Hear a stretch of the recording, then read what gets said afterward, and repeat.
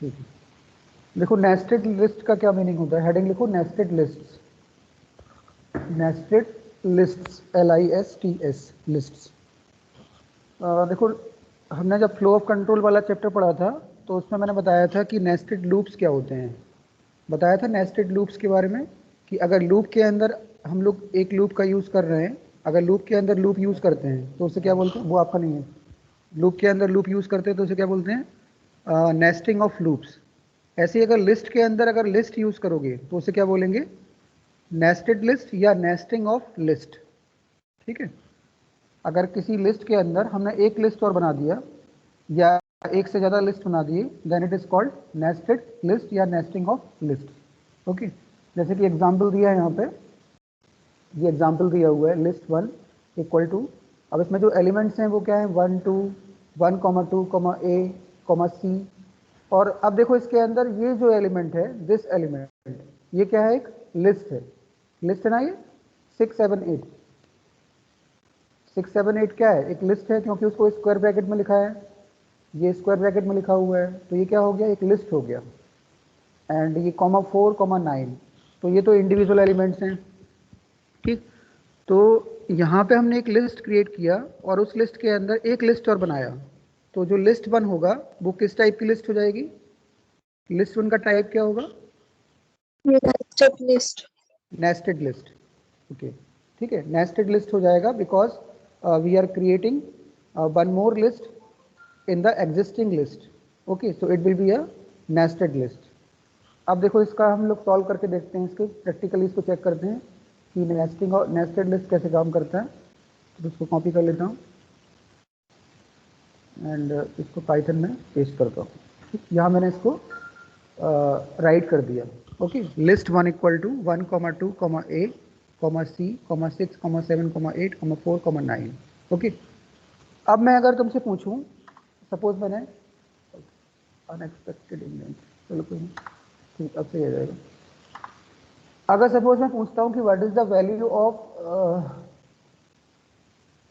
List 1 3, तो क्या output होगा उसका, अगर मैं पूछूं what is the value of list 1 3, तो इसका आंसर क्या होगा,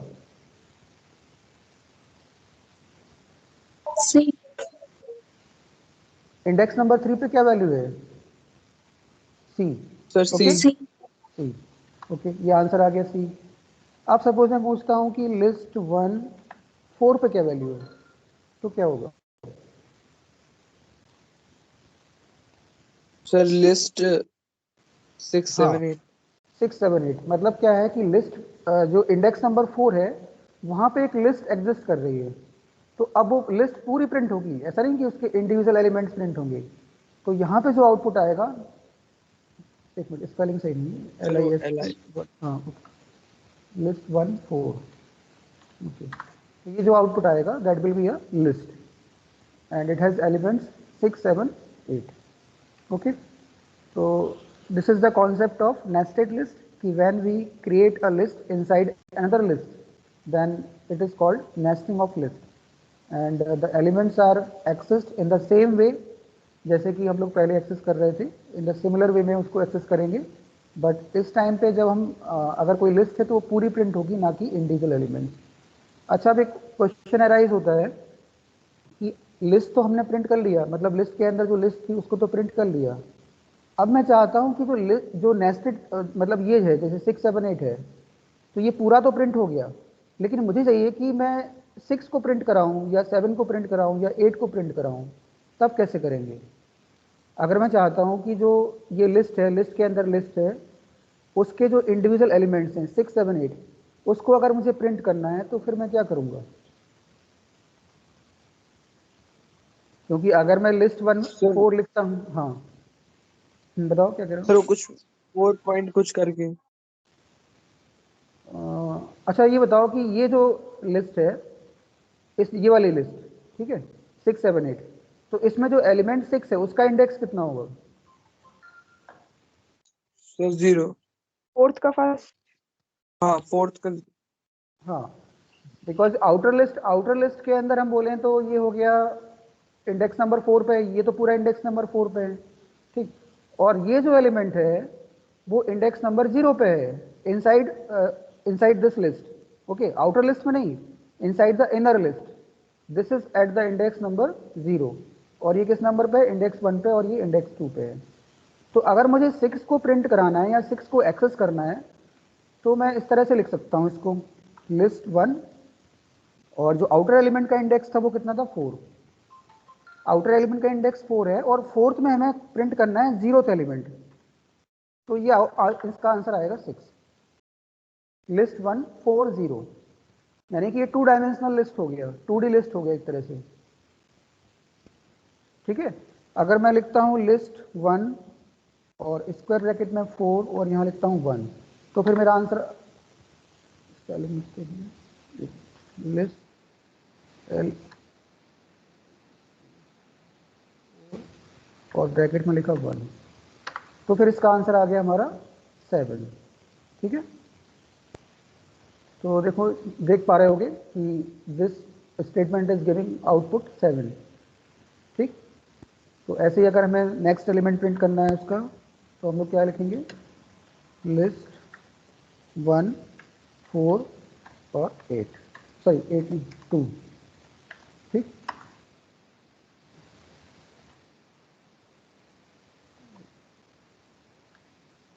और इंडेक्स नंबर 2 पे क्या वैल्यू है, 8 आ गया। ठीक है, आगे समझ में ये Yes, sir.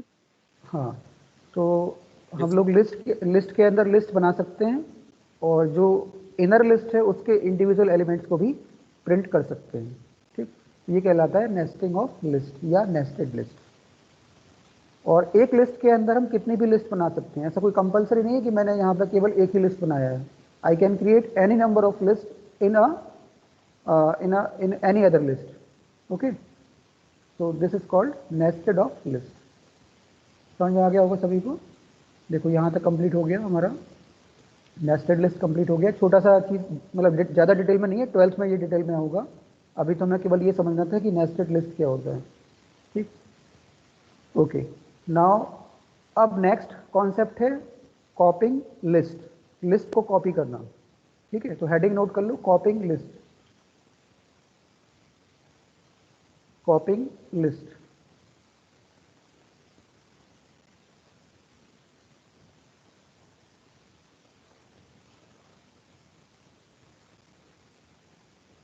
ठीक है, नोट कर लिया। अब देखो लिस्ट कॉपी करने का क्या मतलब है, जैसे कि यहाँ पे देखो एग्जाम्पल में देख पा रहे होगे कि this is the list 1, list 1 की वैल्यू कितनी है, 1 2 3 है। फिर हमने क्या किया, एक लिस्ट और बनाई, लिस्ट 2, और लिस्ट 2 को जो हमने असाइन किया वो क्या असाइन किया, लिस्ट 1। लिस्ट 2 की वैल्यू क्या हो गई, लिस्ट 1, यानी लिस्ट 2 के अंदर जो एलिमेंट्स होंगे वो कौन सी लिस्ट से आएंगे, लिस्ट 1 से आएंगे। तो जब हमने लिस्ट 1 को प्रिंट कराया तो वो कितना आया, 1 2 3 आया, क्योंकि लिस्ट 1 तो 1 2 3 था। एंड लिस्ट 2 भी 1 2 3 प्रिंट हुआ, क्योंकि लिस्ट 2 का जो हमने असाइनमेंट किया है वो किससे किया है, लिस्ट 1 से किया है। ठीक, अब देखो यहाँ पे ये बोल रहे हैं कि लिस्ट कॉपी करने का मतलब क्या है, ये बोल रहे हैं कि this statement, the statement list 2 equal to list 1 does not create a new list. जैसे हमें लग रहा होगा कि लिस्ट 2 क्या है, एक नई लिस्ट बन गई, हमें यही लग रहा है ना कि लिस्ट 1 तो हमारे पास ऑलरेडी थी, और एक लिस्ट और हमने बनाई जिसका नाम क्या है, लिस्ट 2, और उसको किससे इनिशियलाइज किया, लिस्ट 1 से। तो हमारे माइंड में ये आ रहा होगा कि we have created one another list whose name is list 2 and which is initialized with the elements of list 1। और आउटपुट में भी हमें वही दिख रहा है कि ये लिस्ट 1 में 1 2 3 आ गया और लिस्ट 2 में भी 1 2 3 आ गया। बट एक्चुअली ऐसा होता नहीं है, जब हम लिस्ट को कॉपी करते हैं तो वो नई लिस्ट नहीं बनाता है। ध्यान रखना इस चीज़ को कि जब हम एक नई लिस्ट बनाएंगे किसी एग्जिस्टिंग लिस्ट से, हमने एक लिस्ट बनाई, अब उस लिस्ट का यूज करके हमने एक और लिस्ट बनाई, तो जो दूसरी लिस्ट बन रही है वो क्या होगा, वो एक न्यू लिस्ट नहीं होगा। ठीक है, क्योंकि हमने लिस्ट को कॉपी किया। तो always remember that whenever we when we copy a list into another list, it does not create a new list। ठीक है, वो उसी का एक ऑल्टरनेटिव नेम हो जाता है। जैसे कि लिस्ट 1 और लिस्ट 2 है, तो यहाँ पे क्या हो रहा है कि जब हमने कॉपी किया तो जो लिस्ट 2 है वो किसका, लिस्ट 1 का एक ऑल्टरनेटिव नेम हो गया। मतलब कि हम लिस्ट 2 को लिस्ट 1 के नाम से भी रेफर कर सकते हैं और लिस्ट 1 को भी लिस्ट 2 के नाम से रेफर कर सकते हैं। ठीक है, वो अल्टरनेटिव नेम हो गए उसके, उसने नई लिस्ट नहीं बनाई। इसको मैं एक एग्जांपल के थ्रू बताता हूँ, उससे समझ में आएगा। जैसे कि सपोज मैंने यहाँ पे लिखा L equal to 1, 2, 3, 5। Okay, this is the list L। Now we are creating a new list, suppose X, और X को मैंने किससे इनिशियलाइज किया, L से। तो अब बताओ मुझे X की जब मैं प्रिंट कराऊंगा X को तो मुझे क्या आउटपुट में आएगा, आउटपुट में क्या मिलेगा अगर X को प्रिंट करता हूं तो? 1 2 3 5 हाँ, X की वैल्यू क्या आएगी, 1 2 3 5 ही आएंगी, क्योंकि हमने X को किससे इनिशियलाइज किया, L से इनिशियलाइज किया। ओके, तो मुझे जो आउटपुट मिलेगा 1 2 3 5 आ गया। ठीक, अब सपोज ये तो हो गया। तुम लोगों ने एक फंक्शन पढ़ा है ना, अपेंड फंक्शन, अपेंड फंक्शन पढ़ा है सभी ने? Yes sir. तो अगर सपोज मैं एक काम करता हूँ, क्या मैं लिखता हूँ L डॉट अपेंड, ठीक, और इसके ब्रैकेट में एक एलिमेंट अपेंड कराता हूँ, सपोज 6। तो ये एलिमेंट कहाँ पे ऐड हो जाएगा, लिस्ट L के अंदर लास्ट में, मतलब 5 के बाद आ जाएगा 6। तो अगर मैं L को प्रिंट करूंगा तो मेरा आउटपुट क्या आ गया, 1 2 3 5 6 आया, क्योंकि मैंने जो अपेंड किया है वो कहाँ किया है, L के अंदर। तो L डॉट अपेंड ब्रैकेट में 6 लिखा, तो 6 is inserted at last in the list L। ठीक, अब मुझे बताओ कि अगर मैं लिस्ट X को प्रिंट करूंगा तो आउटपुट कितना आएगा।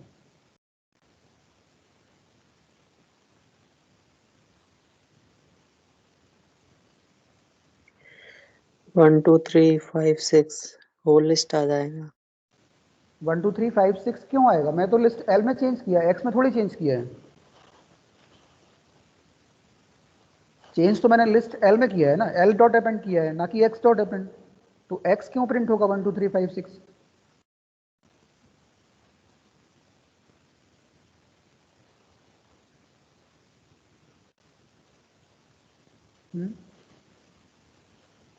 हमने ऐड तो सिर्फ L में किया, तो वो X में रिफ्लेक्ट कैसे होगा?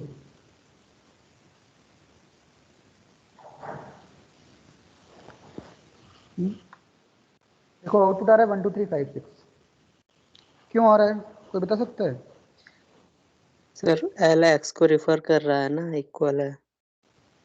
हाँ, क्योंकि हमने जो लिस्ट X बनाई है उसको कॉपी किया है किससे, लिस्ट L से। तो हमेशा ध्यान रखना कि जब भी हम पाइथन के अंदर लिस्ट कॉपी करते हैं तो जो नई लिस्ट बनती है, एक्चुअली नई लिस्ट बनती नहीं है, नाम उसका हो जाता है, जैसे मैंने नाम दे दिया X, तो हमें लग रहा होगा कि एक नई लिस्ट बन गई X, लेकिन वो नई लिस्ट नहीं बनी है। वो क्या कर रहा है, वो एग्जिस्टिंग लिस्ट को ही रेफर कर रहा है। ठीक है, एग्जिस्टिंग लिस्ट को ही वो रेफर करता है। तो अगर हम ओरिजिनल लिस्ट में कुछ चेंज करेंगे तो जो हमने नया लिस्ट जो कॉपी किया था उसमें भी चेंज हो जाएगा। ठीक है, this is called कॉपिंग of list. ठीक है, तो कॉपिंग ऑफ लिस्ट में क्या होगा कि जो ऑलरेडी एग्जिस्टिंग लिस्ट है उस लिस्ट से हम एक नई लिस्ट बनाएंगे, but it will not create a new list. वो नई लिस्ट नहीं बनाएगा, वो क्या करेगा, it will use the alternative name for the previously existing list.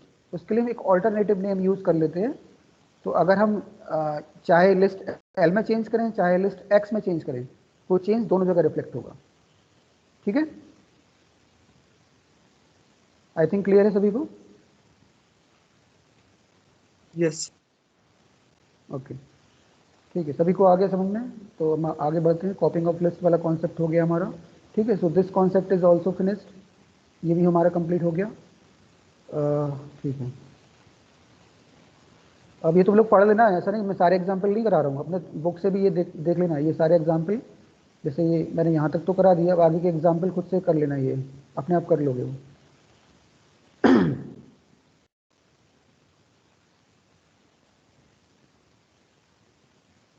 ठीक, ओके, नाउ इसके बाद जो है list as argument to a function. अच्छा, फंक्शन तुम्हारे सिलेबस में है नहीं तो फिर ये चीज़ समझ में नहीं आएगी तुम लोगों को। List as argument to a function.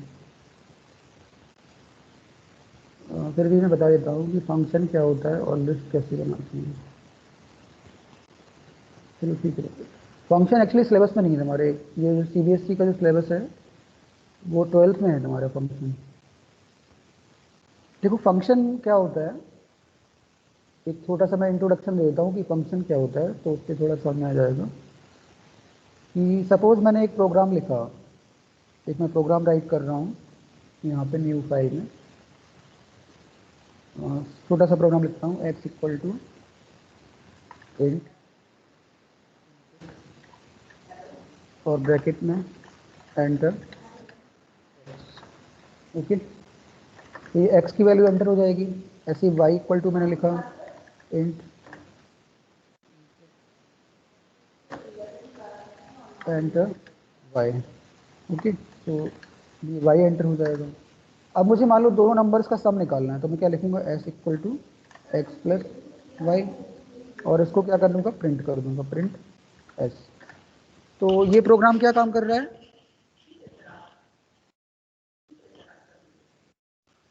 इस प्रोग्राम का क्या फंक्शन है। ऐड करना। हाँ तो सम निकालना।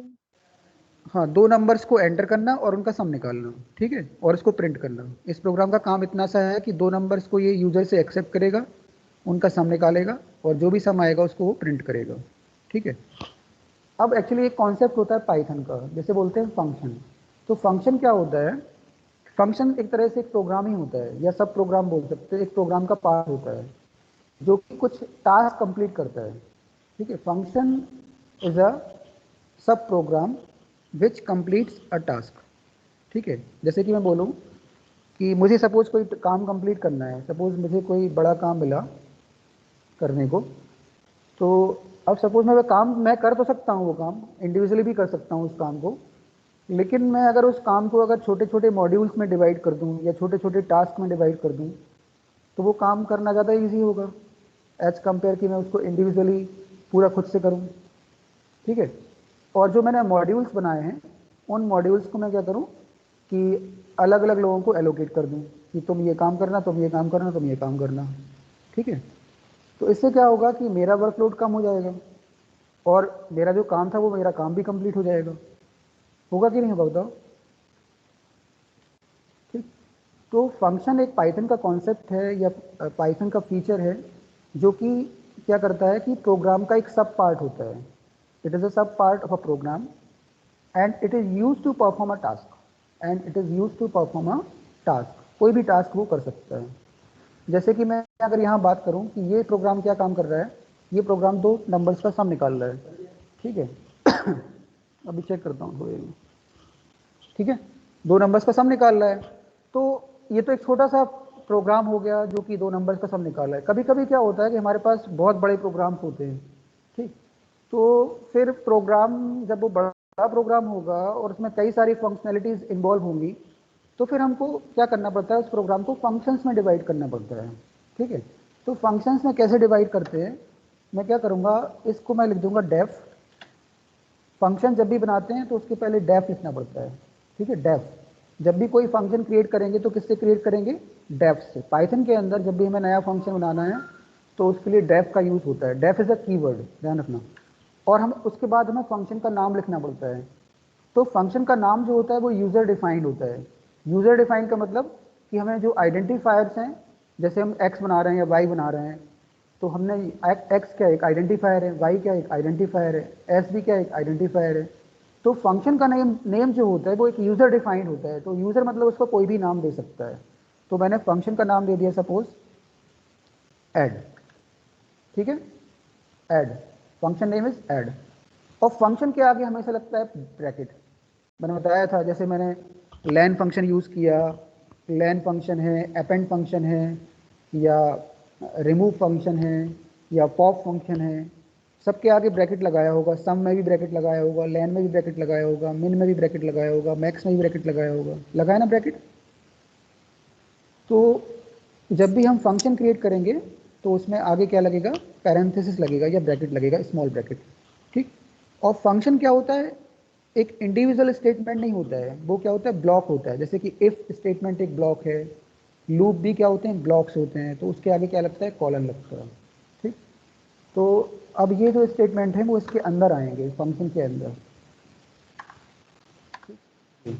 इस तरह से। तो यहाँ ये पता लग रहा है कि इससे हमें ये पता लगा कि this def is defining a function, def is creating a function with the name add. Okay, तो हमें पता लग गया कि हमने एक फंक्शन बनाया किस नाम से, ऐड के नाम से, और उस फंक्शन के अंदर तीन नहीं 4 स्टेटमेंट हैं, एक प्रिंट भी है उसके अंदर, ठीक। इस फंक्शन के अंदर ये 4 स्टेटमेंट हैं, ठीक। पहला एक्स को इनपुट करा रहा है, दूसरा वाई को इनपुट करा रहा है, तीसरा सम निकाल रहा है और चौथा सम को प्रिंट कर रहे हैं, ठीक। तो ये फंक्शन बन गया, ठीक है। हमारा जो प्रोग्राम था उसको हमने क्या किया, एक सब पार्ट में डिवाइड कर दिया, मतलब फंक्शन के थ्रू बना दिया। ऐसे ही सपोज मैं एक फंक्शन और बनाता हूँ, डेफ, प्रोग्राम एक ही है, उस प्रोग्राम के अंदर मैं कई सारे फंक्शन बना सकता हूँ, क्योंकि प्रोग्राम फंक्शन क्या होता है, सब पार्ट होता है किसी प्रोग्राम का। तो in a program I can create any number of function. Okay, तो मैं एक फंक्शन बना रहा हूँ सबट्रैक्ट के नाम से, सबट्रैक्शन के लिए, ठीक। तो मैंने यहाँ पर ये फंक्शन बना लिया और इसको मैं यहाँ कॉपी कर लेता हूँ, फंक्शन मेरा ये बन गया। लेकिन यहाँ पे इसको x equal to X minus Y करेंगे और प्रिंट x करेंगे, ठीक। अब एक फंक्शन ये बन गया। ऐसे में और भी फंक्शन बना लेता हूँ, एक फंक्शन और बनाया, ये सबट्रैक्ट की जगह इसको कर देते हैं सपोज मल्टीप्लाई। नाम यूज़र के, यूज़र डिफाइंड है नेम, तो यूज़र इसको कोई भी नाम दे सकता है, ये यूज़र की चॉइस है कि उसको फंक्शन का नाम क्या देना है। बट फंक्शन का नाम देते समय हमें आइडेंटिफायर के रूल्स को फॉलो करना है। मतलब आइडेंटिफायर के रूल्स पता है कि वो डिजिट से स्टार्ट नहीं हो सकता, उसमें कोई अंडरस्कोर के अलावा कोई स्पेशल सिंबल यूज़ नहीं कर सकते, और वो डिजिट से एंड नहीं हो सकता। जो मैंने स्टार्टिंग में जो पढ़ाया था कीवर्ड्स आइडेंटिफायर्स, तो वहाँ पर याद रखना है कि जब भी हम किसी वेरिएबल का या किसी आइडेंटिफायर का नाम देते हैं तो आइडेंटिफायर के रूल्स को फॉलो करना पड़ता है। ऐसा नहीं कि मैं उसका नाम कुछ भी दे दूँ भाई। जैसे मैं मल्टीप्लाई नाम दिया तो मैं उसको नाम कुछ भी दे सकता हूँ, एक्स वाई भी दे सकता हूँ, एक्स वाई जेड भी दे सकता हूँ, मेरी चॉइस है मैं उसको। लेकिन मैं ये नाम नहीं दे सकता क्योंकि मुझे पता है कि वो डिजिट से स्टार्ट नहीं होता है, ठीक। मुझे पता है कि मैं एक्स डॉट वाई नहीं दे सकता। क्यों नहीं दे सकता एक्स डॉट वाई? क्योंकि अंडर स्कोर के अलावा कोई भी स्पेशल सिंबल यूज़ नहीं होता है फॉर द आइडेंटिफायर्स। ओके, तो ये चीज़ ध्यान रखना कि जब भी हम फंक्शन का नाम देंगे तो फंक्शन का नाम देते समय हमें आइडेंटिफायर के रूल्स को फॉलो करना पड़ेगा, ठीक। ओके, मल्टीप्लाई हो गया। तो मैंने कितने फंक्शन बना लिए इसमें, कितने फंक्शंस क्रिएट कर लिए इस प्रोग्राम में, कितने फंक्शन बनाए हैं? सर 3। 3 फंक्शन बनाए। एक फंक्शन ठीक। एडिशन, हाँ, एक फंक्शन कर रहा है एडिशन का काम, एक फंक्शन कर रहा है सब्ट्रैक्शन का काम, एक फंक्शन कर रहा है मल्टीप्लाई का काम, ठीक है। लेकिन प्रोग्राम एक ही है, प्रोग्राम अलग अलग नहीं है। एक ही प्रोग्राम के अंदर मैंने 3 फंक्शन बनाए, एडिशन, सब्ट्रैक्शन, मल्टीप्लिकेशन। अब एक्चुअली इसमें एक चीज़ होती है कि ये फंक्शन अपने आप काम नहीं करते हैं, अपने आप काम नहीं करते हैं फंक्शन। इन फंक्शन को मुझे क्या करना पड़ता है, कॉल करना पड़ता है, तब ये काम करेंगे। जैसे रियल लाइफ में भी क्या होता है कि जैसे हम रियल लाइफ की बात करें तो जैसे मुझे कोई काम करवाना है किसी से, तो कोई मेरा काम अपने आप करेगा क्या, बताओ? मैं अगर मैं उससे बोलूँगा नहीं कि तुम मेरा ये काम करो, तो कोई अपने आप करने को तैयार होगा? No sir. नहीं होता है ना। नो मतलब मुझे किसी को कॉल करना पड़ता है। मैं कॉल करूँगा, वो मेरी बात को मानेगा और मेरा काम करेगा, और काम करने के बाद मुझे वो काम वापस दे देगा, ठीक है। तो यहाँ पे क्या हो रहा है कि ऐड फंक्शन क्या है, एक इंडिविजुअल फंक्शन है। सब्ट्रैक्ट फंक्शन क्या है, एक इंडिविजुअल फंक्शन है। डेफ मल्टीप्लाई क्या, एक इंडिविजुअल फंक्शन है। मतलब ये अलग अलग मॉड्यूल्स बन गए एक प्रोग्राम के अंदर। तो जब तक मैं एडिशन फंक्शन को कॉल नहीं करूंगा, एडिशन फंक्शन एग्जीक्यूट नहीं होगा। जब तक मैं सब्ट्रैक्शन फंक्शन को कॉल नहीं करूंगा, सब्ट्रैक्ट फंक्शन एग्जीक्यूट नहीं होगा। जब तक मैं मल्टीप्लाई फंक्शन कॉल नहीं करूंगा, मल्टीप्लाई फंक्शन एग्जीक्यूट नहीं होगा। तो always remember that whenever we want to execute a function, it needs to be called, it need to be called, ठीक है। उसको कॉल करना पड़ता है। Without calling the function will not execute. अब एक चीज़, इसमें एक चीज़ और ध्यान रखना कि देखो ये फंक्शन हो गया, ये भी एक फंक्शन हो गया, ये भी एक फंक्शन हो गया। अब जब भी हम कोई प्रोग्राम बनाते हैं, अगर उसके अंदर हमने फंक्शंस बनाए हैं, तो जब हम फंक्शन के बाहर आते हैं, जैसे ये फंक्शन यहाँ पे कंप्लीट हो गया, अब जब मैं इसके बाहर आया तो मुझे एक और फंक्शन मिला, और जब इसके बाहर आया तो मुझे एक और फंक्शन मिला। तो जब मैं इसके बाहर आऊँगा और इसके बाद अगर प्रोग्राम के अंदर, सॉरी डिलीट हो गया, इसके बाद अगर प्रोग्राम के अंदर कोई भी फंक्शन नहीं है, तो अब यहाँ से क्या स्टार्ट होता है, मेन प्रोग्राम स्टार्ट होता है। ध्यान रखना, यहाँ से शुरू होता है मेन प्रोग्राम। अब इसके देखो, ये फंक्शन जब मैंने बना लिया तो इसके आगे कोई फंक्शन तो है नहीं, मतलब यहाँ सारे फंक्शन कंप्लीट हो गए इस प्लेस पे। तो इस प्लेस के बाद जब मैं जो भी कोड लिखूंगा अब वो कहाँ पे आएगा, मेन प्रोग्राम के अंदर आएगा। समझ में आया? जब सारे फंक्शन कंप्लीट हो गए, ये तीनों फंक्शन कंप्लीट हो गए, तो इसके बाद जो मैं कोडिंग लिखूंगा अब वो कहाँ पे कोडिंग आएगी, मेन प्रोग्राम के अंदर। ओके, अब मेन प्रोग्राम के अंदर इन फंक्शन को मैं कॉल करूंगा। इसको ऐसे समझते हैं, जैसे कि मुझे कोई काम कंप्लीट करना था, मैंने 3 लोगों को हायर किया, ठीक है, 3 लोगों को हायर किया, वो तीनों के फंक्शन अलग अलग हैं। मेरा मतलब मुझे अपना कोई काम करना था, मैंने उन 3 लोगों को हायर किया, वो बोला कि तुम ये काम कर देना, तुम ये काम कर देना, तुम ये काम कर देना, ठीक। तो अब क्या होगा कि जब वो तीनों अपना अपना काम कर सकते हैं, तो उन्होंने अपना काम कर लिया, ठीक, लेकिन मुझे उनको कॉल करना है। तो मुझे कॉल करना है मतलब मुझे वापस से एग्जिस्टेंस में आना है, ठीक है। तो वापस से मैं एग्जिस्टेंस में कहाँ पे आऊँगा, मेन प्रोग्राम के अंदर, ठीक है। मेन प्रोग्राम के अंदर एक्चुअल फंक्शन का काम, एक्चुअल प्रोग्राम का काम स्टार्ट होगा। जो एक्चुअल प्रोग्राम है वो हमारा कहाँ से स्टार्ट होगा, मेन प्रोग्राम के अंदर। तो यहाँ पे हम क्या करेंगे, कॉल करेंगे किसको, पहले करेंगे ऐड फंक्शन को कॉल।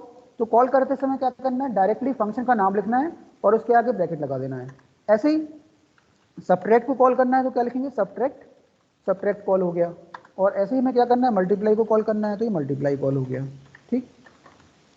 यानी कि हमने क्या किया, मेन प्रोग्राम के अंदर, this is the main program, we are calling add function. तो अब क्या होगा कि जैसे ही मैं ऐड को कॉल करूंगा तो मेरा इस पॉइंट से कंट्रोल ट्रांसफर हो जाएगा। कहां से, इस लाइन से कंट्रोल ट्रांसफर होगा, और वो कंट्रोल कहां जाएगा, इस लाइन पे, यहां पे जाएगा। मतलब प्रोग्राम डायरेक्टली जंप करेगा कहां से, from this point two this point, और इसके बाद ये फंक्शन एग्जीक्यूट होगा। ये फंक्शन एग्जीक्यूट हो जाएगा तो इसका रिजल्ट हमें मिल जाएगा, ठीक। अब ये फंक्शन जब कंप्लीट हो गया तो वापस से कंट्रोल कहां पे रिटर्न होगा, कंट्रोल कहां से आया था, इस पॉइंट से आया था, कंट्रोल इस पॉइंट से ट्रांसफर हुआ था, और कहां ट्रांसफर हुआ था, यहां पे। तो ये तो एग्जीक्यूट हो गया। तो एग्जीक्यूट जब हो जाएगा तो ये काम, इसका काम कंप्लीट हो गया।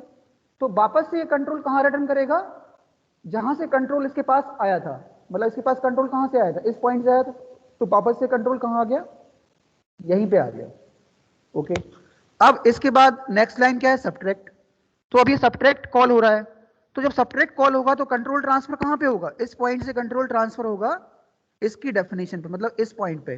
तो अब ये फंक्शन एग्जीक्यूट होगा, ये एग्जीक्यूट हो जाएगा, और एग्जीक्यूट होने के बाद जो कंट्रोल यहां तक आ चुका है, इस पॉइंट तक, ये जो कर्सर जहां दिख रहा है, वापस से कंट्रोल कहां जाएगा, यहां पे जाएगा। और इसके बाद क्या लगा है, मल्टीप्लाई। तो मल्टीप्लाई फंक्शन कॉल होगा, जैसे मल्टीप्लाई कॉल होगा कंट्रोल ट्रांसफर होगा कहां पे, इसकी डेफिनेशन पे, यहां पे। ये फंक्शन एग्जीक्यूट होगा और वापस से कंट्रोल रिटर्न कर देगा कहां पे, मल्टीप्लाई, यहां पे, इस पॉइंट पे। अब इसके बाद कुछ लिखा नहीं है तो वो प्रोग्राम हमारा कंप्लीट हो जाएगा। बस 2 मिनट, ठीक है। आया समझ में ये?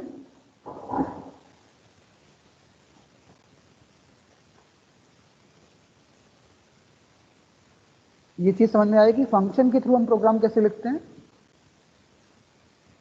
Yes sir. ओके, तो अभी तो खैर 11th में इतना डिटेल में नहीं है फंक्शन, लेकिन 12th में पूरा चैप्टर है फंक्शन के ऊपर। फिर भी मैंने थोड़ा सा बता दिया कि अगर सपोज इन केस कोई फंक्शन पूछता है कि व्हाट इज़ फंक्शन, तो आप ये बताओगे कि फंक्शन जो होता है वो किसी प्रोग्राम का एक सब पार्ट होता है, ठीक है। It is a sub part of program and it is use to perform a task. और फंक्शन कभी भी अपने आप एग्जीक्यूट नहीं होता है, उसे कॉल करना पड़ता है, ठीक। A function does not execute itself, it needs to be called. Okay, तो ये फंक्शन के बारे में मैंने बता दिया कि फंक्शन क्या होता है and how to create a function and how to call a function. तो ये प्रोग्राम का स्क्रीनशॉट ले लेना यहाँ से, इस प्रोग्राम को नोट कर लेना, इससे तुम लोग को याद रहेगा कि मैंने फंक्शन के बारे में बताया था कि फंक्शन किस तरह से बनाते हैं। ओके, ठीक है। तो अब इसमें जो थोड़ा सा पार्ट रह गया है, क्या रह गया है, हाँ ये कल मैं बता दूंगा, क्योंकि फंक्शन का कॉन्सेप्ट मैंने बता दिया, इसलिए अब ये चीज़ तुम लोग समझ पाओगे। ठीक, क्योंकि अगर फंक्शन नहीं बताता तो फिर ये चीज़ समझ में नहीं आती। ठीक, बाकी 2-3 प्रोग्राम रह गए हैं और ये चैप्टर हमारा कंप्लीट है। ओके, चैप्टर कंप्लीट हो गया। अब तुम लोगों का काम क्या है, ये एक्सरसाइज के क्वेश्चंस करना। ये जितने भी क्वेश्चंस हैं एक्सरसाइज में, ये सारे होमवर्क कॉपी में करने हैं इसके। ठीक, यहाँ से ये तुम्हारी एक्सरसाइज स्टार्ट होती है पेज नंबर 204 पे। तो 204 पे ये क्वेश्चन सारे प्रैक्टिस कर लेना, क्योंकि जो तुमने पढ़ा है वो रिवाइज हो जाएगा इससे। जो भी तुमने पढ़ा है अभी तक वो रिवीजन हो जाएगा इसका। और इसको होमवर्क नोटबुक में कर लेना सभी लोग कंप्लीट। और एक चीज़ ध्यान रखना, जिसने जो भी बच्चा होमवर्क मुझे नहीं देगा मैं उसको मार्क्स नहीं दूंगा, क्योंकि अभी तक मुझे किसी बच्चे का होमवर्क नहीं मिला है, मतलब from the beginning to up to this month of Feb. कुछ 1-2 बच्चों ने भेजा था स्टार्टिंग में, उसके बाद किसी ने भी होमवर्क नहीं भेजा है। ठीक, तो ये क्वेश्चन सारे कंप्लीट कर लेना, एंड ये प्रोग्रामिंग प्रॉब्लम्स हैं ये भी सॉल्व कर लेना सारी। ठीक, ये तुम लोगों का काम है। लिस्ट कंप्लीट हो जाएगा कल, उसके बाद फिर हम स्टार्ट करेंगे टप्पल। ठीक है, ठीक, ठीक है। इसको रिवाइज कर लेना, अच्छे से पढ़ लेना, एंड बाकी तुम लोग पढ़ाई करते रहो, क्योंकि सेशन एंडिंग एग्जाम आएगा तुम लोगों का, ऑफलाइन एग्जाम है। ठीक, ओके, लीव कर दो क्लास, एंड कर रहा हूँ मैं class. Okay, thank you sir. Okay, okay, Thank you, sir. Okay.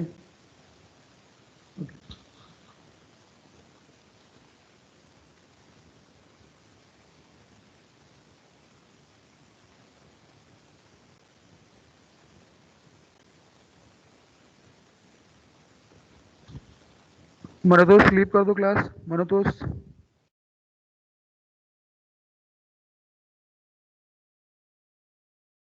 Manotosh